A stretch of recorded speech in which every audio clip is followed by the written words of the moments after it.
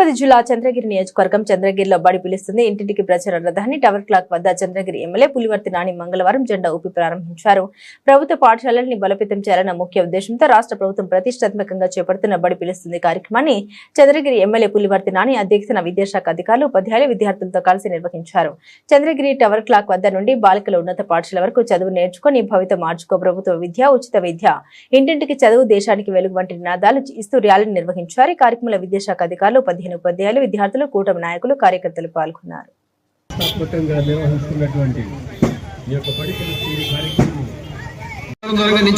Round చేయండి, మానార round చేయండి, కొంచెం దూరం వెళ్ళండి పిల్లలు.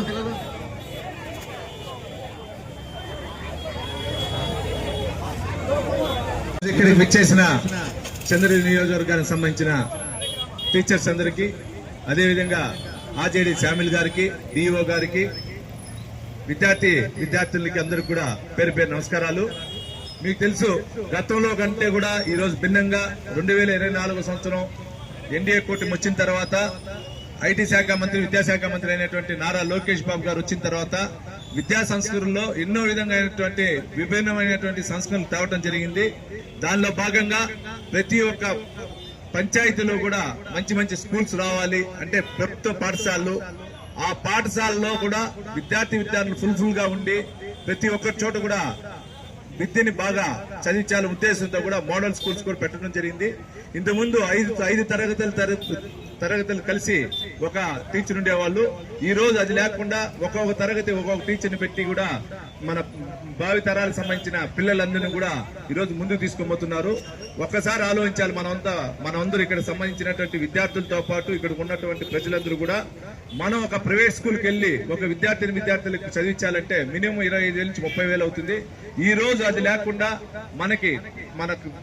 మన నారా చంద్రబాబు నాయుడు గారు కానీ, డిప్యూటీ సీఎం గారు అయినటువంటి పవన్ కళ్యాణ్ గారు కానీ, ఐటీ శాఖ మంత్రి కూడా కలిసి, లోకేష్ బాబు గారు కూడా కలిసి ప్రతి ఒక్కరికి కూడా తల్లికి వందనం తరపున కూడా ఎందుకు చదివితే అందరికి 15,000 రూపాయలు కూడా ఇస్తున్నారు. ఇది కాకుండా ఎక్కడైతే మన స్కూల్స్ కి వెళ్తున్నారో పక్క విలేజ్ కి వాటికి కూడా ఒక మనిషికి అంటే ఒక విద్యార్థికి 600 రూపాయల లెక్కన కూడా ఆటోకి సంబంధించిన ట్రాన్స్పోర్ట్ డబ్బు కూడా ఇవ్వడం జరిగింది. దీని ద్వారా కూడా విభిన్నత ఎక్కడైతే ఉన్నారో అక్కడ ఉండే ప్రతి ఒక్కరికి కూడా స్కూల్స్ గానీ, స్కూల్ కు సంబంధించినటువంటి బ్యాగ్స్ గానీ, అదేవిధంగా షూస్ గానీ, డ్రెస్ గానీ కూడా మంచి క్వాలిటీ ఇవ్వడం జరుగుతా ఉంది. మధ్యాహ్న భోజనం పథకం కూడా ప్రతిరోజు గుడ్డు పెట్టి కూడా మంచి భోజన పథకం కూడా ఇవ్వడం జరిగింది. ఇదన్నీ ఎందుకు చెప్తున్నాం అంటే ప్రజలందరికీ కూడా మనం ప్రైవేట్ స్కూల్లే చేర్చి మన యొక్క బతుకు పైన భారం మోపకుండా మన గవర్నమెంట్ స్కూల్ తీసుకొని వచ్చి పక్కన ఉన్నటువంటి రాష్ట్రాల కంటే కూడా భిన్నంగా మన రాష్ట్రంలో ప్రభుత్వ స్కూల్స్ బాగా డెవలప్ చేయాలనే ఒక నినాదం తెలుతున్నాం.